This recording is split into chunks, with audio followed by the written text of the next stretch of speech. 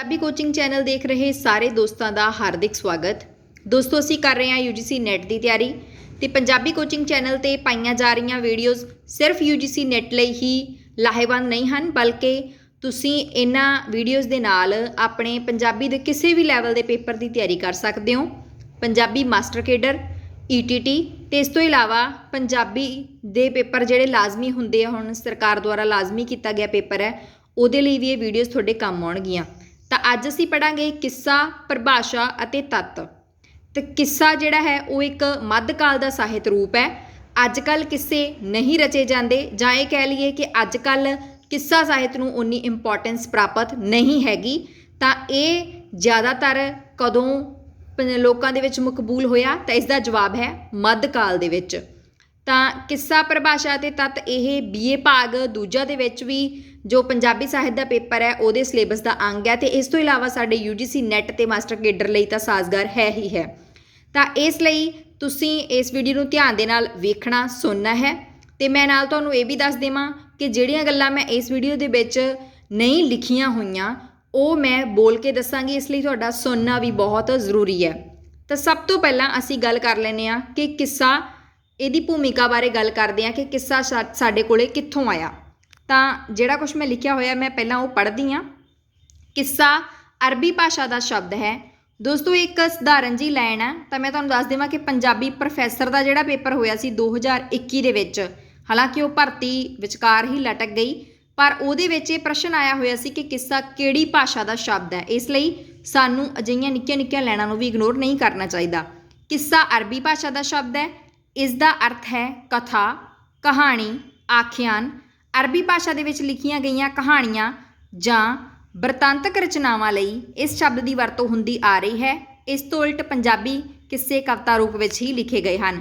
ਤਾਂ ਜਦੋਂ ਅਰਬੀ ਭਾਸ਼ਾ ਦੇ ਵਿੱਚ ਕਿੱਸਾ ਜਿਹੜਾ ਹੈ ਉਹ ਉਸ ਨੂੰ ਕਿਹਾ ਜਾਂਦਾ ਸੀ ਜਦੋਂ ਅਸੀਂ ਕੋਈ ਵਾਰਤਕ ਦੇ ਵਿੱਚ ਕਹਾਣੀ ਲਿਖ ਦਿੰਦੇ ਸੀ ਜਾਂ ਕੋਈ ਬ੍ਰਿਤਾਂਤ ਲਿਖ ਦਿੰਦੇ ਸੀ, ਪਰ ਇਸ ਦੇ ਉਲਟ ਪੰਜਾਬੀ ਦੇ ਵਿੱਚ ਕਿੱਸੇ ਉਹਨਾਂ ਨੂੰ ਕਿਹਾ ਗਿਆ ਜਿਹੜੇ ਕਵਿਤਾ ਦੇ ਰੂਪ ਦੇ ਵਿੱਚ ਲਿਖੇ ਗਏ ਹੈ। ਤਾਂ ਇਹ ਯਾਦ ਰੱਖਣਾ ਤੁਸੀਂ ਕਿ ਅਰਬੀ ਫਾਰਸੀ ਦੇ ਵਿੱਚ ਕਿੱਸਾ ਉਹਨਾਂ ਲਈ ਵਰਤਿਆ ਗਿਆ ਜਿਹੜੇ ਕਿ ਗਦ ਰੂਪ ਦੇ ਵਿੱਚ ਲਿਖੇ ਗਏ ਸੀ। ਇੱਥੇ ਮੈਂ ਲਿਖਿਆ ਵੀ ਹੋਇਆ ਹੈ ਗਦ। ਤਾਂ ਪੰਜਾਬੀ ਵਿੱਚ ਕਿੱਸੇ ਲਿਖਣ ਦਾ ਰਿਵਾਜ਼ ਜਿਹੜਾ ਹੈ ਉਹ 500 ਸਾਲ ਪੁਰਾਣਾ ਹੈ। ਇਹਨਾਂ ਵਿੱਚ ਮੁੱਖ ਤੌਰ 'ਤੇ ਰੋਮਾਂਸ ਅਤੇ ਪ੍ਰੀਤ ਦਾ ਸੁਮੇਲ ਹੈ। ਤਾਂ ਪੰਜਾਬੀ ਦੇ ਵਿੱਚ ਕਿੱਸੇ ਕੋਈ ਅੱਜ ਤੋਂ ਨਹੀਂ ਲਿਖੇ ਜਾ ਰਹੇ ਜਾਂ ਕੋਈ ਸਿਰਫ ਮੱਧਕਾਲ ਦੇ ਵਿੱਚ ਹੀ ਸ਼ੁਰੂ ਨਹੀਂ ਹੋਏ, ਬਲਕਿ ਇਹ ਵੀ ਮੰਨਿਆ ਜਾਂਦਾ ਮੋਹਨ ਸਿੰਘ ਦੀਵਾਨਾ ਦੁਆਰਾ ਕਿ ਇੱਕ ਪੁੱਛਿਆ ਨਾਮ ਦੇ ਕਵੀ ਨੇ ਸੱਸੀ ਪੁੰਨੂ ਦਾ ਕਿੱਸਾ ਵੀ ਲਿਖਿਆ ਸੀ। ਵੈਸੇ ਅਸੀਂ ਪੰਜਾਬੀ ਕਿੱਸਿਆਂ ਦੀ ਸ਼ੁਰੂਆਤ ਜਿਹੜੀ ਆ ਉਹ ਦਮੋਦਰ ਤੋਂ ਮੰਨਦੇ ਹਾਂ। ਤਾਂ ਦਮੋਦਰ ਨੇ ਹੀਰ ਦੇ ਕਿੱਸੇ ਦੇ ਨਾਲ ਪੰਜਾਬੀ ਕਿੱਸੇ ਦੀ ਸ਼ੁਰੂਆਤ ਕੀਤੀ ਸੀ। ਅਰਬੀ ਫਾਰਸੀ ਦੇ ਵਿੱਚ ਤਾਂ ਕਿੱਸੇ ਜਿਹੜੇ ਆ ਉਹ ਬਹੁਤ ਤਰ੍ਹਾਂ ਦੇ ਲਿਖੇ ਜਾਂਦੇ ਆ, ਚਾਹੇ ਉਹ ਕੁਦਰਤ ਦਾ ਵਰਣਨ ਕਰਨਾ ਹੋਵੇ, ਚਾਹੇ ਉਹ ਸੂਫੀਅਤ ਪ੍ਰਗਟਾਉਣੀ ਹੋਵੇ, ਪਰ ਪੰਜਾਬੀ ਦੇ ਵਿੱਚ ਜ਼ਿਆਦਾਤਰ ਕਿੱਸੇ ਜਿਹੜੇ ਆ ਉਹ ਪ੍ਰੇਮ ਨਾਲ ਸੰਬੰਧਿਤ ਹੀ ਲਿਖੇ ਗਏ ਆ। ਤਾਂ ਹੁਣ ਅਸੀਂ ਪੜ੍ਹਾਂਗੇ ਪਰਿਭਾਸ਼ਾ ਕਿ ਕਿੱਸਾ ਅਸਲ ਦੇ ਵਿੱਚ ਹੁੰਦਾ ਹੀ ਕੀ ਹੈ। ਪੰਜਾਬੀ ਵਿੱਚ ਕਿੱਸਾ ਉਸ ਛੰਦਬੱਧ ਬਿਰਤਾਂਤਕ ਰਚਨਾ ਨੂੰ ਕਿਹਾ ਜਾਂਦਾ ਹੈ ਜਿਸ ਵਿੱਚ ਕਥਾਨਕ ਦਾ ਸੰਬੰਧ ਪ੍ਰੇਮ, ਰੋਮਾਂਸ, ਬੀਰਤਾ, ਭਗਤੀ ਤੇ ਦੇਸ਼ ਪ੍ਰੇਮ ਜਾਂ ਸਮਾਜ ਸੁਧਾਰ ਨਾਲ ਹੋਵੇ। ਦੋਸਤੋ ਮੈਂ ਦੁਬਾਰਾ ਇਸ ਪਰਿਭਾਸ਼ਾ ਨੂੰ ਪੜ੍ਹਨ ਲੱਗੀ ਹਾਂ। ਪੰਜਾਬੀ ਵਿੱਚ ਕਿੱਸਾ ਉਸ ਛੰਦਬੱਧ ਬਿਰਤਾਂਤਕ ਰਚਨਾ ਨੂੰ ਕਿਹਾ ਜਾਂਦਾ ਹੈ ਜਿਸ ਵਿੱਚ ਕਥਾਨਕ ਦਾ ਸੰਬੰਧ ਪ੍ਰੇਮ, ਰੋਮਾਂਸ, ਬੀਰਤਾ, ਭਗਤੀ, ਦੇਸ਼ ਪ੍ਰੇਮ, ਧਰਮ ਜਾਂ ਸਮਾਜ ਸੁਧਾਰ ਨਾਲ ਹੋਵੇ। ਤਾਂ ਇਹਦੇ ਵਿੱਚ ਦੋ ਗੱਲਾਂ ਤੁਸੀਂ ਨੋਟ ਕਰਨੀਆਂ ਨੇ। ਇੱਕ ਤਾਂ ਇਹਦੇ ਵਿੱਚ ਇਹ ਦੱਸਿਆ ਗਿਆ ਕਿ ਕਿੱਸਾ ਛੰਦਬੱਧ ਹੁੰਦਾ ਹੈ। ਇਸ ਸ਼ਬਦ ਨੂੰ ਜ਼ਿਆਦਾ ਨੋਟ ਕਰਨਾ ਹੈ ਕਿ ਕਿੱਸਾ ਕੋਈ ਖੁੱਲੀ ਕਵਿਤਾ ਵਾਂਗ ਨਹੀਂ ਹੋ ਸਕਦਾ, ਕਿੱਸੇ ਦੇ ਵਿੱਚ ਛੰਦ ਹੋਣਾ ਜ਼ਰੂਰੀ ਹੈ। ਤੇ ਦੂਸਰੀ ਗੱਲ ਹੈ ਕਿੱਸੇ ਦਾ ਵਿਸ਼ਾ ਕੀ ਹੋ ਸਕਦਾ ਹੈ, ਪ੍ਰੇਮ, ਰੋਮਾਂਸ ਤੇ ਬੀਰਤਾ, ਦੇਸ਼ ਪ੍ਰੇਮ, ਧਰਮ ਜਾਂ ਸਮਾਜ ਸੁਧਾਰ। ਤਾਂ ਇਹਦਾ ਮਤਲਬ ਇਹ ਹੈ ਕਿ ਕਿੱਸੇ ਕਈ ਤਰ੍ਹਾਂ ਦੇ ਹੋ ਸਕਦੇ ਆ, ਪਰ ਪੰਜਾਬੀ ਦੇ ਵਿੱਚ ਜ਼ਿਆਦਾਤਰ ਕਿੱਸੇ ਕਾਹਦੇ ਨਾਲ ਸੰਬੰਧਿਤ ਲਿਖੇ ਗਏ ਆ? ਉਸਦਾ ਜਵਾਬ ਹੈ ਪ੍ਰੇਮ ਨਾਲ ਸੰਬੰਧਿਤ। ਜ਼ਿਆਦਾਤਰ ਪ੍ਰੇਮ ਕਹਾਣੀਆਂ ਹੀ ਲਿਖੀਆਂ ਗਈਆਂ, ਭਲਾਂਕਿ ਪੂਰਨ ਭਗਤ ਵਰਗੇ ਕਿੱਸੇ ਵੀ ਲਿਖੇ ਗਏ ਆ। ਇਸ ਤੋਂ ਇਲਾਵਾ ਦੁੱਲਾ ਭੱਟੀ ਵਰਗੇ ਕਿੱਸੇ ਵੀ ਲਿਖੇ ਗਏ ਆ ਜਿਨ੍ਹਾਂ ਦੇ ਮੁੱਖ ਵਿਸ਼ਾ ਪ੍ਰੇਮ ਨਹੀਂ ਸੀ, ਪਰ ਜ਼ਿਆਦਾਤਰ ਸਾਡੇ ਮਨ ਦੇ ਵਿੱਚ ਜਦੋਂ ਅਸੀਂ ਕਿੱਸਾ ਸ਼ਬਦ ਸੋਚਦੇ ਹਾਂ ਤਾਂ ਸਾਡੇ ਮਨ ਦੇ ਵਿੱਚ ਪ੍ਰੇਮ ਕਥਾਵਾਂ ਦਾ ਵਰਣਨ ਹੀ ਆਉਂਦਾ, ਜਿਵੇਂ ਕਿ ਹੀਰ ਰਾਂਝਾ। ਤਾਂ ਹੁਣ ਅਸੀਂ ਕਰਾਂਗੇ ਕਿ ਕਿੱਸੇ ਦੇ ਕਿਹੜੇ ਕਿਹੜੇ ਜ਼ਰੂਰੀ ਤੱਤ ਹੁੰਦੇ ਆ। ਤਾਂ ਸਭ ਤੋਂ ਪਹਿਲਾਂ ਤੁਸੀਂ ਇਹ ਗੱਲ ਰੱਟ ਲੈਣੀ ਹੈ ਕਿ ਕਿੱਸੇ ਦੇ 7 ਮੁੱਖ ਤੱਤ ਹੁੰਦੇ ਆ, ਜਿਹਦੇ ਵਿੱਚ ਕਥਾਨਕ, ਚਰਿੱਤਰ ਚਿੱਤਰਨ, ਵਸਤੂ ਵਰਣਨ, ਸੰਵਾਦ, ਰਸ, ਭਾਸ਼ਾ ਸ਼ੈਲੀ ਤੇ ਛੰਦ, ਇਹ ਆਉਂਦੇ ਆ। ਤਾਂ ਹੁਣ ਅਸੀਂ ਇਹਨਾਂ 7 ਬਾਰੇ ਵਿਸਥਾਰ ਦੇ ਵਿੱਚ ਵਰਣਨ ਕਰਾਂਗੇ। मैं लिखिया थोड़ा है पर बोल के तुहानूं याद दसांगी, इसलिए तुसीं इस वीडियो नूं ध्यान दे नाल सुनते जाना है। दोस्तों सब तो पहलां गल आउंदी है कथानक दी। तां कथानक दा की मतलब हुंदा है? कथानक दा मतलब हुंदा है घटनावां, भी किस्से दे विच किहड़ियां घटनावां जां किहो जिहियां घटनावां लईआं जाणगीआं। तां किस्से दे विच कोई भी लोक प्रचलित काल्पनिक जां यथार्थ घटना जां कथा लई जा सकदी है। ਹੁਣ ਲੋਕ ਪ੍ਰਚਲਿਤ ਕਥਾ ਕੀ ਸੀ? ਜਿਵੇਂ ਕਿ ਹੀਰ ਰਾਂਝੇ ਦੀ। ਬਹੁਤ ਸਾਰੇ ਦੋਸਤਾਂ ਨੂੰ ਜਾਂ ਬਹੁਤ ਸਾਰੇ ਲੋਕਾਂ ਨੂੰ ਇਹ ਭੁਲੇਖਾ ਹੁੰਦਾ ਹੈ ਵੀ ਹੀਰ ਰਾਂਝੇ ਦੀ ਜਿਹੜੀ ਕਥਾ ਹੈ, ਕਹਾਣੀ ਹੈ, ਉਹ ਵੀ ਵਾਰਸ ਨੇ ਹੀ ਲਿਖੀ ਹੈ ਜਾਂ ਦਮੋਦਰ ਨੇ ਹੀ ਲਿਖੀ ਹੈ। ਨਹੀਂ, ਉਹਨਾਂ ਨੇ ਇਸ ਨੂੰ ਕਵਿਤਾ ਅਤੇ ਕਿੱਸੇ ਦਾ ਰੂਪ ਦਿੱਤਾ ਹੈ। ਪਰ ਇਸ ਤੋਂ ਪਹਿਲਾਂ ਲੋਕਾਂ ਦੇ ਵਿੱਚ ਇਹ ਕਹਾਣੀ ਪ੍ਰਚਲਿਤ ਸੀ। ਲੋਕਾਂ ਦੇ ਲੋਕ ਕਹਾਣੀਆਂ ਦੇ ਰੂਪ ਦੇ ਵਿੱਚ ਇਹ ਕਹਾਣੀ ਪ੍ਰਚਲਿਤ ਸੀਗੀ ਸਾਡੇ ਸਮਾਜ ਦੇ ਵਿੱਚ। ਫਿਰ ਕਾਲਪਨਿਕ ਵੀ ਹੋ ਸਕਦੀ ਹੈ, ਬਹੁਤ ਸਾਰੇ ਕਿੱਸੇ ਕਾਲਪਨਿਕ ਵੀ ਜੋੜ ਕੇ ਲਿਖੇ ਗਏ ਹੈ। ਅਤੇ ਫਿਰ ਇਸ ਤੋਂ ਇਲਾਵਾ ਯਥਾਰਥ ਘਟਨਾ ਵੀ ਹੋ ਸਕਦੀ ਹੈ, ਜਿਵੇਂ ਕਿ ਪੂਰਨ ਭਗਤ ਦੀ ਘਟਨਾ। ਇਸ ਤੋਂ ਇਲਾਵਾ ਕੋਈ ਵੀ ਦੰਦ ਕਥਾ ਵੀ ਲਈ ਜਾ ਸਕਦੀ ਹੈ, ਜਿਹੜੀ ਕਿ ਜ਼ਰੂਰੀ ਨਹੀਂ ਵਾਪਰੀ ਵੀ ਹੋਵੇ, ਜਾਂ ਹੋ ਸਕਦਾ ਅੱਧ ਪਚੱਦੀ ਵਾਪਰੀ ਹੋਵੇ ਅਤੇ ਅੱਧ ਪਚੱਦੀ ਲੋਕਾਂ ਨੇ ਆਪਦੇ ਕੋਲੋਂ ਜੋੜ ਦਿੱਤੀ ਹੋਵੇ। ਤਾਂ ਇਸ ਤੋਂ ਬਾਅਦ ਅਸੀਂ ਕਰਾਂਗੇ ਵੀ ਕਥਾਨਕ ਜਿਹੜਾ ਉਹ ਚੱਲਦਾ ਕਿਵੇਂ ਆ। ਹਾਲਾਂਕਿ ਹਰੇਕ ਕਿੱਸਾ ਵੱਖ-ਵੱਖ ਤਰ੍ਹਾਂ ਦਾ ਹੁੰਦਾ, ਪਰ ਫਿਰ ਵੀ ਜਿਹੜੀਆਂ ਕਾਮਨ ਗੱਲਾਂ ਸਾਰੇ ਕਿੱਸਿਆਂ ਦੇ ਵਿੱਚ ਉਹਦੀ ਗੱਲ ਅਸੀਂ ਕਰਾਂਗੇ। ਇਹ ਇੱਕ ਇੰਪੋਰਟੈਂਟ ਗੱਲ ਹੈ ਕਿ ਕਿੱਸੇ ਦਾ ਜਿਹੜਾ ਆਰੰਭ ਹੈ ਉਹ ਮੰਗਲਾਚਰਨ ਜਾਂ ਹਮਦ ਤੋਂ ਹੁੰਦਾ। ਇਹ ਗੱਲ ਤੁਸੀਂ ਯਾਦ ਰੱਖਣੀ ਹੈ। ਮੰਗਲਾਚਰਨ ਕੀ ਹੁੰਦਾ? ਜਦੋਂ ਕੋਈ ਕਵੀ ਕਿਸੇ ਆਪਣੀ ਰਚਨਾ ਨੂੰ ਸ਼ੁਰੂ ਕਰਨ ਲੱਗਿਆਂ ਆਪਣੇ ਇਸ਼ਟ ਪੀਰ ਨੂੰ ਜਾਂ ਜਿਸ ਨੂੰ ਵੀ ਉਹ ਮੰਨਦਾ ਹੈ, ਸਰਵ ਸ਼ਕਤੀ ਮੰਨਦਾ ਹੈ, ਉਸ ਦਾ ਉਹ ਧੰਨਵਾਦ ਕਰਦਾ। ਜਿਵੇਂ ਕਿ ਵਾਰਿਸ ਸ਼ਾਹ ਨੇ ਕਿਹਾ ਹੈ ਕਿ ਅਵਲ ਹਮਦ ਖੁਦਾ ਦਾ ਵਿਰਜ ਕੀਜੈ, ਇਸ਼ਕ ਕੀਤਾ ਸੁ ਜੱਗ ਦਾ ਮੂਲ ਮੀਆਂ। ਤਾਂ ਇਸ ਤੋਂ ਬਾਅਦ ਕੀ ਹੁੰਦਾ? ਫਿਰ ਕਿੱਸਾ ਸ਼ੁਰੂ ਹੋ ਜਾਂਦਾ ਜਿਹਦੇ ਵਿੱਚ ਨਾਇਕ ਨਾਇਕਾ ਦਾ ਜਨਮ ਹੁੰਦਾ ਹੈ। ਫਿਰ ਉਹ ਇੱਕ ਦੂਜੇ ਦੀ ਸੁੰਦਰਤਾ ਤੋਂ ਪ੍ਰਭਾਵਿਤ ਹੁੰਦੇ ਹੈ, ਪ੍ਰੇਮ ਵਿੱਚ ਪੈ ਕੇ ਸਮਾਜ ਦੇ ਬੰਧਨਾਂ ਦੀ ਉਲੰਘਣਾ ਕਰਦੇ ਹੈ। ਫਿਰ ਸਮਾਜ ਦੁਆਰਾ ਰੁਕਾਵਟਾਂ ਪੈਂਦੀਆਂ ਕਿਉਂਕਿ ਸਮਾਜ ਉਹਨਾਂ ਦਾ ਪਿਆਰ ਜਿਹੜਾ ਉਹ ਪ੍ਰਵਾਨ ਨਹੀਂ ਚੜਾਉਣਾ ਚਾਹੁੰਦਾ। ਫਿਰ ਉਹਨਾਂ ਦੇ ਵਿੱਚ ਰੁਕਾਵਟਾਂ ਦੇ ਨਾਲ ਵਿਛੋੜਾ ਪੈ ਜਾਂਦਾ ਹੈ। ਰੁਕਾਵਟਾਂ ਕਿਸ ਤਰ੍ਹਾਂ ਦੀਆਂ? ਜਾਂ ਤਾਂ ਨਾਇਕਾ ਦਾ ਵਿਆਹ ਕਿਤੇ ਹੋਰ ਕਰ ਦਿੱਤਾ ਜਾਂਦਾ ਹੈ, ਜਾਂ ਕਿਸੇ ਇੱਕ ਅੱਧੇ ਨੂੰ ਵਿੱਚੋਂ ਮਾਰ ਦਿੱਤਾ ਜਾਂਦਾ ਹੈ, ਜਾਂ ਉਹਨਾਂ ਦੇ ਨਾਲ ਧੋਖਾ ਕੀਤਾ ਜਾਂਦਾ, ਜਿਵੇਂ ਸੱਸੀ ਪੁੰਨੂ ਦੇ ਵਿੱਚ ਹੋਇਆ ਸੀ। ਅਤੇ ਫਿਰ ਇਸ ਤੋਂ ਇਲਾਵਾ ਐਂਡ 'ਤੇ ਜਿਹੜੇ ਕਵੀ ਦੁਆਰਾ ਹੋਣੀ ਦੇ ਸਿਰ ਵੀ ਬਹੁਤ ਸਾਰੀਆਂ ਗੱਲਾਂ ਮੜ੍ਹ ਦਿੱਤੀਆਂ ਜਾਂਦੀਆਂ ਵੀ ਹੋਣੀ ਇਸ ਤਰ੍ਹਾਂ ਹੀ ਲਿਖੀ ਸੀ। ਜਿਵੇਂ ਕਿ ਮਿਰਜ਼ੇ ਦੀ ਹੋਣੀ ਇਸ ਤਰ੍ਹਾਂ ਹੀ ਲਿਖੀ ਸੀ ਕਿਉਂਕਿ ਉਹਦੇ ਕੋਲ ਬਹੁਤ ਸਾਰੇ ਤੀਰ ਵੀ ਸੀਗੇ, ਪਰ ਹੋਣੀ ਨੇ ਉਸਨੂੰ ਇਸ ਤਰ੍ਹਾਂ ਘੇਰਿਆ ਕਿ ਉਹ ਥੱਕ ਗਿਆ, ਉਹਨੂੰ ਨੀਂਦ ਆ ਗਈ, ਜਾਂ ਸਾਹਿਬਾਂ ਦਾ ਆਪਣੇ ਭਰਾਵਾਂ ਪ੍ਰਤੀ ਪਿਆਰ ਜਾਗ ਪਿਆ, ਤਾਂ ਇਹਦੇ ਨਾਲ ਹੋਣੀ ਨੇ ਉਸਨੂੰ ਚਾਰੇ ਪਾਸਿਓਂ ਘੇਰਾ ਪਾ ਲਿਆ। ਇਹ ਤਾਂ ਸੀਗਾ ਸਾਡਾ ਕਥਾਨਕ। ਅਤੇ ਕਥਾਨਕ ਜਿਹੜਾ ਹੈ ਮੋਸਟਲੀ ਕਿੱਸਿਆਂ ਦੇ ਵਿੱਚ ਇੱਕੋ ਜਿਹਾ ਹੀ ਵਾਪਰਦਾ ਹੈ, ਮਾੜੀ ਮੋਟੇ ਫਰਕ ਦੇ ਨਾਲ। ਇਸ ਤੋਂ ਬਾਅਦ ਦੂਸਰੇ ਨੰਬਰ 'ਤੇ ਆਉਂਦਾ ਹੈ ਜੀ ਚਰਿੱਤਰ ਚਿੱਤਰਨ। ਚਰਿੱਤਰ ਚਿੱਤਰਨ ਦਾ ਕੀ ਭਾਵ ਹੈ ਕਿ ਕਿਸੇ ਦੇ ਵਿੱਚ ਜਿਹੜੇ ਪਾਤਰ ਲਏ ਗਏ ਆ ਉਹਨਾਂ ਦੇ ਸੁਭਾਅ ਕਿਹੋ ਜਿਹੇ ਹੈ ਜਾਂ ਉਹ ਕਿਹੋ ਜਿਹੇ ਦਿਸਦੇ ਆ। ਆਮ ਤੌਰ 'ਤੇ ਮਨੁੱਖ ਪਾਤਰ ਹੀ ਹੁੰਦੇ ਆ ਕਿਸੇ ਦੇ ਵਿੱਚ, ਪਰ ਕਦੇ ਨਾ ਕਦੇ ਗੈਬੀ ਸ਼ਕਤੀਆਂ ਦਾ ਸਹਾਰਾ ਵੀ ਲੈ ਲਿਆ ਜਾਂਦਾ, ਜਿਵੇਂ ਵਾਰਿਸ ਦੇ ਕਿਸੇ ਦੇ ਵਿੱਚ 5 ਪੀਰਾਂ ਦਾ ਸਹਾਰਾ ਲਿਆ ਗਿਆ ਸੀ। ਠੀਕ ਹੈ। ਇਸ ਤੋਂ ਬਾਅਦ ਜਿਹੜੇ ਪਾਤਰ ਹੈ ਉਹ ਉੱਚੀ ਅਤੇ ਨੀਵੀਂ ਸ਼੍ਰੇਣੀ ਦੋਨਾਂ ਦੇ ਹੋਣੇ ਚਾਹੀਦੇ ਆ। ਜਿਹੜਾ ਨਾਇਕ ਨਾਇਕਾ ਦਾ ਸੰਬੰਧ ਹੈ ਉਹ ਜਗੀਰਦਾਰੀ ਸਮਾਜ ਨਾਲ ਹੁੰਦਾ ਹੈ। ਇਹ ਬਹੁਤ ਇੰਪੋਰਟੈਂਟ ਗੱਲ ਹੈ ਕਿਉਂਕਿ ਕਿੱਸਾ ਜਿਹੜਾ ਹੈ ਉਹ ਉਦੋਂ ਹੀ ਸਾਡੇ ਸਮਾਜ ਦੇ ਵਿੱਚ ਪ੍ਰਚਲਿਤ ਸੀ ਜਦੋਂ ਜਗੀਰਦਾਰੀ ਵਿਵਸਥਾ ਇੱਥੇ ਚੱਲ ਰਹੀ ਸੀ। ਠੀਕ ਹੈ। ਅਤੇ ਇਸ ਤੋਂ ਇਲਾਵਾ ਨਾਇਕ ਨਾਇਕਾ ਦੋਵੇਂ ਬੇਹੱਦ ਸੋਹਣੇ ਹੁੰਦੇ ਆ, ਕਿ ਇਹ ਨਹੀਂ ਕਿ ਨਾਇਕ ਜਾਂ ਨਾਇਕਾ ਬਹੁਤ ਸਧਾਰਨ ਜਿਹੇ ਦਿਖਾ ਲਈਏ ਤਾਂ ਇਹਦੇ ਨਾਲ ਉਹ ਜਿਹੜਾ ਹੈ ਸਾਡੇ ਜਿਹੜੇ ਸਰੋਤੇ ਹੈ ਜਾਂ ਸੁਣਨ ਵਾਲੇ ਹੈ ਜਾਂ ਪੜ੍ਹਨ ਵਾਲੇ ਹੈ ਉਹ ਕਿੱਸੇ ਤੋਂ ਜਾਂ ਨਾਇਕ ਨਾਇਕਾ ਤੋਂ ਜ਼ਿਆਦਾ ਪ੍ਰਭਾਵਿਤ ਨਹੀਂ ਹੋਣਗੇ। ਇਸ ਲਈ ਜਿਹੜੇ ਕਵੀ ਆ ਉਹਨਾਂ ਨੇ ਆਪਣੇ ਨਾਇਕ ਨਾਇਕਾਵਾਂ ਦੀ ਬਹੁਤ ਜ਼ਿਆਦਾ ਤਾਰੀਫ ਕੀਤੀ ਹੈ ਕਿ ਉਹ ਬਹੁਤ ਜ਼ਿਆਦਾ ਸੋਹਣੇ ਸੀ। ਇਸ ਤੋਂ ਬਾਅਦ ਨਾਇਕਾਵਾਂ ਜਿਹੜੀਆਂ ਉਹ ਜ਼ਿਆਦਾ ਬਾਗੀ ਦਿਖਾਈਆਂ ਗਈਆਂ ਹੈ, ਜਿਵੇਂ ਕਿ ਹੀਰ ਵੀ ਆਪਦੇ ਘਰਦਿਆਂ ਨਾਲ ਬਗਾਵਤ ਕਰਦੀ ਹੈ। ਇਸ ਤੋਂ ਇਲਾਵਾ ਸੱਸੀ ਵੀ ਬਗਾਵਤ ਕਰਕੇ ਉਹਦੇ ਪਿੱਛੇ ਜਾਂਦੀ ਹੈ। ਤਾਂ ਇਸ ਤਰ੍ਹਾਂ ਉਹ ਬਗਾਵਤ ਕਰਦੀਆਂ ਜ਼ਿਆਦਾ ਦਿਖਾਈਆਂ ਗਈਆਂ। ਅਤੇ ਇਸ ਤੋਂ ਇਲਾਵਾ ਜਿਵੇਂ ਮੈਂ ਗੱਲ ਕੀਤੀ ਕਿ ਸੁੰਦਰਤਾ ਦਾ ਵਰਣਨ ਜਿਹੜਾ ਉਹ ਬਹੁਤ ਜ਼ਿਆਦਾ ਕੀਤਾ ਜਾਂਦਾ ਹੈ।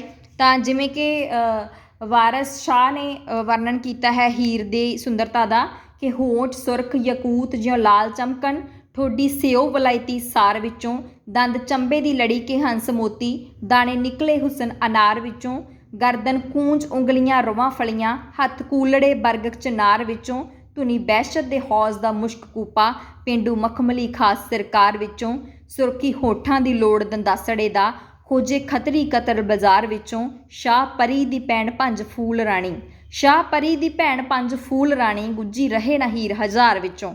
ਤਾਂ ਵਾਰਿਸ ਨੇ ਹੀਰ ਨੂੰ ਬਹੁਤ ਜ਼ਿਆਦਾ ਸੋਹਣੀ ਬਣਾ ਕੇ ਪੇਸ਼ ਕੀਤਾ ਹੈ, ਜਿਹਦੇ ਨਾਲ ਸਾਡੇ ਮਨ ਦੇ ਵਿੱਚ ਇਹ ਚਰਿੱਤਰ ਬੈਠ ਗਿਆ ਕਿ ਹੀਰ ਬਹੁਤ ਜ਼ਿਆਦਾ ਸੋਹਣੀ ਕੁੜੀ ਸੀ। ਇਸ ਤੋਂ ਇਲਾਵਾ ਤੀਜਾ ਹੈ ਜੀ ਵਸਤੂ ਵਰਣਨ। ਤਾਂ ਵਸਤੂ ਵਰਣਨ ਦੇ ਵਿੱਚ ਕੀ ਆਉਂਦਾ ਹੈ, ਪਹਿਲਾਂ ਅਸੀਂ ਪੜ੍ਹ ਲੈਂਦੇ ਹਾਂ, ਫਿਰ ਇਹਨੂੰ ਐਕਸਪਲੇਨ ਕਰਾਂਗੇ ਕਿ ਬਿਰਤਾਂਤਕ ਕਾਵਿ ਹੋਣ ਕਰਕੇ ਕਿੱਸਾ ਕਾਵਿ ਵਿੱਚ ਕਈ ਪ੍ਰਕਾਰ ਦੀਆਂ ਰਸਮਾਂ, ਵਸਤੂਆਂ, ਵਿਆਹ ਸ਼ਾਦੀਆਂ, ਜੰਗਾਂ ਯੁੱਧਾਂ ਆਦਿ ਦਾ ਵਰਣਨ ਹੁੰਦਾ ਹੈ। ਇਸ ਨਾਲ ਉਸ ਸਮੇਂ ਦੇ ਸਮਾਜ ਦੀ ਅਸਲੀ ਤਸਵੀਰ ਸਾਡੇ ਸਾਹਮਣੇ ਆਉਂਦੀ ਹੈ। ਵਸਤੂ ਵਰਣਨ ਲੰਮਾ ਨਹੀਂ ਹੋਣਾ ਚਾਹੀਦਾ। ਤਾਂ ਦੋਸਤੋ, ਵਸਤੂ ਵਰਣਨ ਤੋਂ ਭਾਵ ਇਹ ਹੈ ਕਿ ਕਵੀ ਨੇ ਸਿਰਫ ਨਾਇਕ ਨਾਇਕਾ ਬਾਰੇ ਹੀ ਨਹੀਂ ਦੱਸੀ ਜਾਣਾ ਹੁੰਦਾ, ਬਲਕਿ ਆਸ-ਪਾਸ ਉਸਦੇ ਜੋ ਵਾਪਰ ਰਿਹਾ ਹੈ, ਜੋ ਰਸਮਾਂ ਰਿਵਾਜ ਹੋ ਰਹੇ ਆ, ਉਸਦੇ ਬਾਰੇ ਵੀ ਦੱਸਣਾ ਹੁੰਦਾ ਹੈ। ਜਿਵੇਂ ਕਿ ਵਾਰਸ ਦੇ ਕਿੱਸੇ ਨੂੰ ਜੇਕਰ ਪੜ੍ਹੀਏ ਤਾਂ ਉਹਦੇ ਵਿੱਚੋਂ ਮੱਧਕਾਲੀਨ ਪੰਜਾਬ ਦੇ ਖੇਤੀਬਾੜੀ ਬਾਰੇ, ਉੱਥੋਂ ਦੇ ਰਸਮਾਂ ਰਿਵਾਜਾਂ ਬਾਰੇ, ਲੋਕ ਕਿਹੋ ਜਿਹੇ ਕੱਪੜੇ ਪਾਉਂਦੇ ਸੀ, ਕਿਹੋ ਜਿਹੇ ਵਿਆਹ ਹੁੰਦੇ ਸੀ, ਸਭ ਵਰਣਨ ਉਹਦੇ ਵਿੱਚ ਮਿਲਦਾ ਹੈ। ਤਾਂ ਇਹਦੇ ਨਾਲ ਸਾਨੂੰ ਕੀ ਪਤਾ ਲੱਗਦਾ ਹੈ ਕਿ ਉਸ ਸਮੇਂ ਦਾ ਪੰਜਾਬ ਕਿਹੋ ਜਿਹਾ ਸੀ ਅਤੇ ਕਿਹੋ ਜਿਹੇ ਹਾਲਾਤਾਂ ਦੇ ਵਿੱਚ ਲੋਕ ਰਹਿ ਰਹੇ ਸੀ। ਤਾਂ ਇਸ ਜਿਹੜਾ ਵਸਤੂ ਵਰਣਨ ਹੈ ਉਹ ਲੰਮਾ ਨਹੀਂ ਹੋਣਾ ਚਾਹੀਦਾ, ਕਿਉਂਕਿ ਵਾਰਸ ਨੇ ਕਈ ਥਾਂ 'ਤੇ ਇੰਨੀ ਲੰਮੀਆਂ ਵਰਣਨ ਕੀਤੀਆਂ ਗੱਲਾਂ ਕਿ ਜਿਹੜੀ ਹੀਰ ਦੀ ਕਹਾਣੀ ਹੈ ਕਈ ਵਾਰੀ ਉਹ ਵਿੱਚੋਂ ਭੁੱਲ ਹੀ ਜਾਂਦਾ ਹੈ ਕਿ ਮੈਂ ਹੀਰ ਦਾ ਕਿੱਸਾ ਲਿਖਣ ਬੈਠਾ ਸੀਗਾ, ਬਲਕਿ ਉਹ ਆਪਣਾ ਜਿਹੜਾ ਸਾਰਾ ਤਜਰਬਾ ਹੈ ਉਹ ਕਿਸੇ ਦੇ ਰਾਹੀਂ ਦੱਸਣ ਲੱਗ ਜਾਂਦਾ ਹੈ। ਇਸ ਤੋਂ ਬਾਅਦ ਹੈ ਜੀ ਸੰਵਾਦ। ਸੰਵਾਦ ਦਾ ਮਤਲਬ ਜਿਹਨੂੰ ਅਸੀਂ ਡਾਇਲੋਗ ਵੀ ਕਹਿ ਦਿੰਦੇ ਹਾਂ ਕਿ ਕਿੱਸਿਆਂ ਵਿੱਚ ਪਾਤਰਾਂ ਦੇ ਆਪਸੀ ਵਾਰਤਾਲਾਪ ਵੀ ਹੁੰਦੇ ਆ। ਇਸ ਨਾਲ ਕਿੱਸੇ ਦਿਲਚਸਪ ਬਣਦੇ ਆ, ਕਥਾਨਕ ਅੱਗੇ ਤੁਰਦਾ ਹੈ ਅਤੇ ਪਾਤਰਾਂ ਦੀ ਮਨੋਦਸ਼ਾ ਦਾ ਪਤਾ ਲੱਗਦਾ ਹੈ। ਤਾਂ ਇਹ ਜਿਵੇਂ ਕਿ ਹੀਰ ਕੀ ਬੋਲਦੀ ਹੈ ਰਾਂਝੇ ਨੂੰ, ਰਾਂਝਾ ਕੀ ਕਹਿੰਦਾ ਉਸਨੂੰ, ਇਸ ਤਰ੍ਹਾਂ ਦੀਆਂ ਗੱਲਾਂ ਜਿਹੜੀਆਂ ਸੰਵਾਦ ਦੇ ਵਿੱਚ ਆ ਜਾਂਦੀਆਂ। ਜਿਵੇਂ ਰਾਂਝੇ ਉੱਠ ਕੇ ਆਖਿਆ ਵਾਹ ਸੱਜਣ, ਤਾਂ ਕਈ ਵਾਰੀ ਮੂਹਰੇ ਇਹ ਵੀ ਲਿਖਿਆ ਪਿਆ ਹੁੰਦਾ ਕਿ ਹੁਣ ਕਲਾਮ ਰਾਂਝਾ ਆਊਗਾ, ਕਲਾਮ ਹੀਰ ਆਊਗਾ। ਤਾਂ ਕਈ ਵਾਰ ਜਿਵੇਂ ਮੈਂ ਵਾਰਸ ਦੀ ਦੁਬਾਰਾ ਗੱਲ ਕਰ ਲਵਾਂ ਕਿ ਬਹੁਤ ਜ਼ਿਆਦਾ ਲੰਮੇ ਸੰਵਾਦ ਹੋ ਜਾਂਦੇ ਆ, ਜਿਹਦੇ ਨਾਲ ਅਸੀਂ ਅੱਕਣ ਲੱਗ ਜਾਂਦੇ ਹਾਂ। ਅਤੇ ਪੰਜਵਾਂ ਅਤੇ ਬਹੁਤ ਮੋਸਟ ਇੰਪੋਰਟੈਂਟ ਹੈ ਰਸ। ਕਿੱਸਿਆਂ ਦੇ ਵਿੱਚ ਵੈਸੇ ਤਾਂ ਕਿਸੇ ਨਾ ਕਿਸੇ ਰੂਪ ਦੇ ਵਿੱਚ ਸਾਰੇ ਰਸਾਂ ਦੀ ਹੋਂਦ ਪੈਂਦੀ ਹੈ, ਪਰ ਪ੍ਰਧਾਨਤਾ ਕਿਹਦੀ ਹੁੰਦੀ ਹੈ ਤੁਸੀਂ ਨੋਟ ਕਰ ਲੈਣਾ। ਜਿਹੜੀ ਗੱਲ ਮੇਨ ਹੁੰਦੀ ਹੈ ਉਹੀ ਸਾਨੂੰ ਕੁਐਸਚਨਸ ਦੇ ਵਿੱਚ ਪੁੱਛੀ ਜਾਂਦੀ ਹੈ। ਨੈੱਟ ਦੇ ਪੇਪਰ ਦੇ ਵਿੱਚ ਅਕਸਰ ਹੀ ਬਹੁਤ ਸਾਰੇ ਰਸ ਦੇ ਕੇ ਉਹਨਾਂ ਦੇ ਵਿੱਚੋਂ ਇੱਕ ਅੱਧੇ ਰਸ ਨੂੰ ਅਸੀਂ ਡਿਕਲਾਈਨ ਕਰਨਾ ਹੁੰਦਾ ਕਿ ਇਹ ਰਸ ਨਹੀਂ ਹੁੰਦਾ ਜ਼ਿਆਦਾਤਰ ਕਿੱਸਿਆਂ ਦੇ ਵਿੱਚ, ਤਾਂ ਉਹ ਉੱਥੇ ਤੁਹਾਡੇ ਇਹ ਲਾਈਨਾਂ ਕੰਮ ਆਉਣਗੀਆਂ। ਪ੍ਰਧਾਨਤਾ ਕਿਹਦੀ ਹੁੰਦੀ ਹੈ, ਸ਼ਿੰਗਾਰ ਰਸ ਦੀ, ਕਰੁਣਾ ਰਸ ਦੀ ਅਤੇ ਵੀਰ ਰਸਾਂ ਦੀ। ਠੀਕ ਹੈ, ਸ਼ਿੰਗਾਰ ਰਸ ਤਾਂ ਪ੍ਰੇਮ ਕਿੱਸਿਆਂ ਦੇ ਵਿੱਚ ਹੋਣਾ ਬਹੁਤ ਹੀ ਜ਼ਰੂਰੀ ਹੈ। ਕਈ ਵਾਰੀ ਕੁਝ ਕਿੱਸਿਆਂ ਦੇ ਵਿੱਚ ਅਦਭੁਤ ਰਸ ਵੀ ਪਾਇਆ ਜਾਂਦਾ ਹੈ। ਅਦਭੁਤ ਰਸ ਦੇ ਵਿੱਚ ਇਹ ਹੁੰਦਾ ਵੀ ਅਸੀਂ ਬਹੁਤ ਜ਼ਿਆਦਾ ਹੈਰਾਨ ਹੁੰਦੇ ਹਾਂ ਕਈ ਗੱਲਾਂ ਤੋਂ। ਠੀਕ ਹੈ, ਅੱਗੇ ਹੈ ਜੀ ਛੰਦ। ਤਾਂ ਛੰਦ ਜਿਹੜਾ ਹੈ ਉਹ ਤਾਂ ਕਿਸੇ ਦੀ ਜਿੰਦ ਜਾਨ ਹੀ ਹੈ, ਕਿਉਂਕਿ ਅਸੀਂ ਪਹਿਲਾਂ ਉਹਦੀ ਪਰਿਭਾਸ਼ਾ ਦੇ ਵਿੱਚ ਹੀ ਪੜ੍ਹ ਕੇ ਆਏ ਹਾਂ ਕਿ ਕਿੱਸਾ ਇੱਕ ਛੰਦਬੱਧ ਰਚਨਾ ਹੁੰਦੀ ਹੈ, ਕਿ ਛੰਦ ਹੋਣਾ ਤਾਂ ਬਹੁਤ ਜ਼ਰੂਰੀ ਹੈ। ਹੁਣ ਛੰਦ ਦਾ ਕੀ ਮਤਲਬ ਹੈ ਇਹਦੇ ਬਾਰੇ ਅਸੀਂ ਫਿਰ ਕਿਸੇ ਵੀਡੀਓ ਦੇ ਵਿੱਚ ਪੜ੍ਹਾਂਗੇ। ਮੈਂ ਆਸ ਕਰਦੀ ਹਾਂ ਕਿ MA ਦੇ ਵਿਦਿਆਰਥੀਆਂ ਨੂੰ ਜ਼ਰੂਰ ਹੀ ਛੰਦ ਬਾਰੇ ਤਾਂ ਪਤਾ ਹੀ ਹੋਊਗਾ ਕਿ ਛੰਦ ਦਾ ਕੀ ਮਤਲਬ ਹੁੰਦਾ ਹੈ। ਕਿੱਸਿਆਂ ਦੇ ਵਿੱਚ ਛੰਦ ਜ਼ਿਆਦਾ ਪ੍ਰਕਾਰ ਦੇ ਨਹੀਂ ਵਰਤੇ ਗਏ ਹਨ। ਲਗਭਗ ਸਾਰੇ ਕਿੱਸਾਕਾਰਾਂ ਨੇ ਆਪਣੀ ਰਚਨਾ ਲਈ ਇੱਕੋ ਹੀ ਛੰਦ ਵਰਤਿਆ ਹੈ। ਤਾਂ ਇਹਦਾ ਕਹਿਣ ਦਾ ਭਾਵ ਇਹ ਹੈ ਕਿ ਇੱਕ ਕਿੱਸੇ ਦੇ ਵਿੱਚ ਇੱਕ ਹੀ ਛੰਦ ਹੁੰਦਾ, ਐ ਨਹੀਂ ਕਿ ਇੱਕ ਕਿੱਸੇ ਦੇ ਵਿੱਚ ਬਹੁਤ ਤਰ੍ਹਾਂ ਦੇ ਛੰਦ ਵਰਤੇ ਜਾਂਦੇ ਹੋਣ। ਜਿਹੜੇ ਇੰਪੋਰਟੈਂਟ ਛੰਦ ਜਾਂ ਜ਼ਿਆਦਾਤਰ ਕਿਹੜੇ ਛੰਦ ਵਰਤੇ ਗਏ ਆ, ਦਵਈਆ, ਜਿਵੇਂ ਦਮੋਦਰ ਨੇ ਦਵਈਆ ਛੰਦ ਵਰਤਿਆ, ਬੈਂਤ, ਸੱਦ, ਕਲੀ ਆਦਿ ਛੰਦ ਵਰਤੇ ਗਏ ਹਨ। ਜ਼ਿਆਦਾਤਰ ਕਿੱਸਿਆਂ ਵਿੱਚ ਬੈਂਤ ਛੰਦ ਦੀ ਪ੍ਰਧਾਨਤਾ ਹੈ। ਤਾਂ ਇੱਥੇ ਤੁਹਾਡੇ ਲਈ ਇਹ ਪ੍ਰਸ਼ਨ ਹੈ ਕਿ ਤੁਸੀਂ ਕੋਈ 3 ਕਿੱਸਿਆਂ ਦੇ ਨਾਮ ਲਿਖ ਕੇ ਨਾਲ ਉਹਨਾਂ ਦੇ ਛੰਦ ਲਿਖਣੇ ਆ ਕਿ ਕਿਹੜੇ ਛੰਦ ਦੇ ਵਿੱਚ ਲਿਖੇ ਗਏ ਆ। ਅਤੇ ਦੂਜਾ ਪ੍ਰਸ਼ਨ ਇਹ ਹੈ ਤੁਹਾਡੇ ਲਈ ਕਿ ਤੁਸੀਂ ਬੈਂਤ ਛੰਦ ਦੇ ਵਿੱਚ ਲਿਖੇ ਗਏ 3 ਕਿੱਸਿਆਂ ਦੇ ਨਾਮ ਕਮੈਂਟ ਬਾਕਸ ਦੇ ਵਿੱਚ ਜ਼ਰੂਰ ਲਿਖਣੇ ਆ, ਜਿੱਥੋਂ ਸਾਨੂੰ ਇਹ ਪਤਾ ਲੱਗੂਗਾ ਕਿ ਤੁਸੀਂ ਵਾਕਈ ਤਿਆਰੀ ਕਰ ਰਹੇ ਹੋ ਜਾਂ ਤੁਹਾਡੇ ਆਸ-ਪਾਸ ਕਿਤਾਬਾਂ ਪਈਆਂ ਨੇ। ਤੁਸੀਂ ਵੇਖ ਕੇ ਵੀ ਲਿਖ ਸਕਦੇ ਹੋ, ਪਰ ਇਹਦੇ ਨਾਲ ਤੁਹਾਡੀ ਪ੍ਰੈਕਟਿਸ ਹੋਊਗੀ ਕਿ ਸਾਨੂੰ ਤੁਸੀਂ ਆਪਣਾ ਜਵਾਬ ਦਿਓ। ਠੀਕ ਹੈ, ਜ਼ਿਆਦਾਤਰ ਕਿੱਸਿਆਂ ਦੇ ਵਿੱਚ ਬੈਂਤ ਛੰਦ ਦੀ ਪ੍ਰਧਾਨਤਾ ਹੈ। ਬਹੁਤ ਸਾਰੇ ਕਿੱਸਾ, ਕਿਉਂਕਿ ਬੈਂਤ ਛੰਦ ਜਿਹੜਾ ਹੈ ਉਹ ਬਹੁਤ ਲੰਮਾ ਛੰਦ ਹੁੰਦਾ ਹੈ, ਮਤਲਬ ਉਹ ਲਾਈਨ ਬਹੁਤ ਲੰਮੀ ਹੋ ਜਾਂਦੀ ਹੈ। ਤਾਂ ਇਹਦੇ ਨਾਲ ਕੀ ਹੈ, ਕਿੱਸੇ ਦਾ ਬਹੁਤ ਕੁਝ ਸਮੇਟਿਆ ਜਾ ਸਕਦਾ ਹੈ ਬੈਂਤ ਛੰਦ ਦੇ ਵਿੱਚ। ਇਸ ਲਈ ਜ਼ਿਆਦਾਤਰ ਜਿਹੜੇ ਕਵੀ ਹੈ ਉਹਨਾਂ ਨੇ ਬੈਂਤ ਛੰਦ ਵਰਤਿਆ। ਅੱਗੇ ਹੈ ਜੀ ਸਾਡਾ ਅਖੀਰਲਾ last but not the least, ਉਹ ਹੈ ਜੀ ਭਾਸ਼ਾ ਸ਼ੈਲੀ। ਕਿੱਸਾਕਾਰਾਂ ਨੇ ਆਮ ਲੋਕਾਂ ਨੂੰ ਬਹੁਤ ਪ੍ਰਭਾਵਿਤ ਕੀਤਾ ਹੈ। ਕੁਝ ਵਾਰਸ ਵਰਗੇ ਕਵੀ ਲੋਕਾਂ ਦੇ ਵਿੱਚ ਲੋਕ ਕਵੀ ਵਜੋਂ ਪ੍ਰਚਲਿਤ ਹੋਏ ਹੈ ਅਤੇ ਇਸ ਦਾ ਕਾਰਨ ਉਹਨਾਂ ਦੁਆਰਾ ਵਰਤੀ ਗਈ ਭਾਸ਼ਾ ਹੈ। ਤਾਂ ਦੋਸਤੋ ਜਿਹੜੇ ਕਿੱਸੇ ਆ ਉਹ ਆਮ ਅਨਪੜ੍ਹ ਲੋਕਾਂ ਨੇ ਵੀ ਸੁਣਨੇ ਹੁੰਦੇ ਸੀ ਪਹਿਲਾਂ, ਕਿਉਂਕਿ ਲੋਕ ਜ਼ਿਆਦਾ ਪੜ੍ਹੇ ਨਹੀਂ ਸੀ, ਇਸ ਲਈ ਕਿੱਸੇ ਸੁਣਨ ਦਾ ਰਿਵਾਜ਼ ਸੀ ਪਿੰਡਾਂ ਦੇ ਵਿੱਚ। ਤਾਂ ਕਿੱਸਾਕਾਰਾਂ ਲਈ ਇਹ ਜ਼ਰੂਰੀ ਸੀ ਕਿ ਉਹ ਭਾਸ਼ਾ ਜਿਹੜੀ ਆ ਲੋਕਾਂ ਦੇ ਪੱਧਰ ਦੀ ਲਿਖਣ। ਇਸ ਲਈ ਕਿੱਸਾਕਾਰਾਂ ਦੀ ਭਾਸ਼ਾ ਲੋਕਾਂ ਦੇ ਪੱਧਰ ਦੀ, ਲੋਕਾਂ ਦੀ ਨਿੱਤ ਵਰਤੋਂ ਦੇ ਹਾਣ ਦੀ ਹੋਣੀ ਚਾਹੀਦੀ ਸੀ, ਅਤੇ ਇਸ ਤਰ੍ਹਾਂ ਹੋਇਆ ਵੀ ਹੈ। ਜ਼ਿਆਦਾਤਰ ਕਿੱਸੇ ਜਿਹੜੇ ਕੇਂਦਰੀ ਅਤੇ ਲਹਿੰਦੀ ਭਾਸ਼ਾ ਦੇ ਵਿੱਚ ਲਿਖੇ ਗਏ ਆ, ਅਤੇ ਜ਼ਿਆਦਾਤਰ ਕਿੱਸੇ ਜਿਹੜੇ ਉਹ ਪੰਜਾਬੀ ਮੁਸਲਮਾਨ ਕਵੀਆਂ ਦੁਆਰਾ ਲਿਖੇ ਗਏ ਆ। ਇਸ ਕਰਕੇ ਉਹਨਾਂ ਦੇ ਵਿੱਚ ਅਰਬੀ ਫਾਰਸੀ ਭਾਸ਼ਾ ਦਾ ਬਹੁਤ ਸਾਰਾ ਪ੍ਰਭਾਵ ਹੈ। ਅਰਬੀ ਫਾਰਸੀ ਦਾ ਪ੍ਰਭਾਵ ਅਸੀਂ ਹਰੇਕ ਕਿਸੇ ਦੇ ਵਿੱਚ ਲਗਭਗ ਦੇਖਦੇ ਹਾਂ, ਅਤੇ ਇਹਦਾ ਕਾਰਨ ਇਹ ਵੀ ਹੈ ਕਿ ਮੱਧਕਾਲ ਦੇ ਵਿੱਚ ਕਿਉਂਕਿ ਇੱਥੇ ਮੁਸਲਮਾਨਾਂ ਦਾ ਰਾਜ ਸੀ, ਤਾਂ ਮੁਸਲਮਾਨਾਂ ਦਾ ਰਾਜ ਹੋਣ ਕਰਕੇ ਇੱਥੇ ਫਾਰਸੀ ਭਾਸ਼ਾ ਦੇ ਵਿੱਚ ਜ਼ਿਆਦਾਤਰ ਕੰਮਕਾਜ ਹੁੰਦਾ ਸੀ, ਜਿਸ ਕਰਕੇ ਪੰਜਾਬੀ ਦੇ ਵਿੱਚ ਅੱਜ ਵੀ ਬਹੁਤ ਸਾਰੇ ਜਿਹੜੇ ਅਲਫਾਜ਼ ਹੈ ਉਹ ਫਾਰਸੀ ਅਰਬੀ ਭਾਸ਼ਾ ਦੇ ਵਰਤੇ ਜਾਂਦੇ ਆ। ਫਿਰ ਸ਼ੈਲੀ ਦੀ ਵੀ ਅਸੀਂ ਨਾਲ ਗੱਲ ਕਰ ਲੈਂਦੇ ਹਾਂ। ਸ਼ੈਲੀ ਕਈ ਪ੍ਰਕਾਰ ਦੀ ਹੋ ਸਕਦੀ, ਵੈਸੇ ਮੇਨ ਤੌਰ 'ਤੇ ਅਸੀਂ 2 ਪ੍ਰਕਾਰ ਦੀ ਗੱਲ ਕਰਾਂਗੇ, ਇੱਕ ਵਿਸਥਾਰ ਵਾਲੀ, ਇੱਕ ਸੰਜਮ ਵਾਲੀ। ਵਿਸਥਾਰ ਵਾਲੀ ਜਿਵੇਂ ਕਿ ਵਾਰਸ ਨੇ ਬਹੁਤ ਜ਼ਿਆਦਾ ਵਿਸਥਾਰ ਦੇ ਵਿੱਚ ਲਿਖਿਆ, ਜਿਵੇਂ ਮੈਂ ਪਿੱਛੇ ਵੀ ਕਿਹਾ ਕਿ ਵਾਰਸ ਕਈ ਵਾਰੀ ਭੁੱਲ ਜਾਂਦਾ ਕਿ ਮੈਂ ਹੀਰ ਦਾ ਕਿੱਸਾ ਲਿਖ ਰਿਹਾ, ਉਸਨੇ ਤਾਂ ਬਹੁਤ ਜ਼ਿਆਦਾ ਵਿਸਥਾਰ ਕਰ ਦਿੱਤਾ। ਅਤੇ ਨਾਲ ਦੀ ਨਾਲ ਸੰਜਮ ਵਾਲੀ ਸ਼ੈਲੀ ਜਿਵੇਂ ਕਿ ਹਾਸ਼ਮ ਨੇ ਬਹੁਤ ਜ਼ਿਆਦਾ ਘੱਟ ਸ਼ਬਦਾਂ ਦੇ ਵਿੱਚ ਬਹੁਤ ਘੱਟ ਵਿਸਥਾਰ ਕਰਦੇ ਹੋਏ ਜਿਹੜੀ ਹੈ ਉਹ ਆਪਣੇ ਕਿੱਸਾ ਲਿਖਿਆ ਹੈ। ਅਤੇ ਤੁਹਾਡੇ ਲਈ ਅਖੀਰ ਦੇ ਪ੍ਰਸ਼ਨ ਇਹ ਹੈ ਕਿ ਹਾਸ਼ਮ ਦਾ ਕਿਹੜਾ ਕਿੱਸਾ ਮਸ਼ਹੂਰ ਹੈ, ਅਤੇ ਮੈਂ ਕਿਹੜੇ ਕਿੱਸੇ ਦੀ ਗੱਲ ਕਰ ਰਹੀ ਹਾਂ ਜਿਹਦੇ ਵਿੱਚ ਸੰਜਮ ਵਾਲੀ ਸ਼ੈਲੀ ਵਰਤੀ ਗਈ ਹੈ। ਅਤੇ ਮੈਂ ਆਸ ਕਰਦੀ ਹਾਂ ਕਿ ਤੁਹਾਨੂੰ ਕਿੱਸਾ ਕਾਵਿ ਬਾਰੇ ਬਹੁਤ ਸਾਰੀਆਂ ਨਵੀਆਂ ਗੱਲਾਂ ਪਤਾ ਲੱਗੀਆਂ ਹੋਣਗੀਆਂ, ਨਵੀਆਂ ਨਹੀਂ ਤਾਂ ਤੁਹਾਡੇ ਲਈ ਬਹੁਤ ਸਾਰੀਆਂ ਰਿਵਾਈਜ਼ ਕਰਨ ਵਾਲੀਆਂ ਗੱਲਾਂ ਪਤਾ ਲੱਗੀਆਂ ਹੋਣਗੀਆਂ। ਤੁਸੀਂ ਜੁੜੇ ਰਹੋ ਪੰਜਾਬੀ ਕੋਚਿੰਗ ਚੈਨਲ ਦੇ ਨਾਲ, ਅਤੇ ਅਸੀਂ ਕਰਦੇ ਰਹਾਂਗੇ ਪੰਜਾਬੀ ਦੀ ਪੜ੍ਹਾਈ। ਧੰਨਵਾਦ ਜੀ।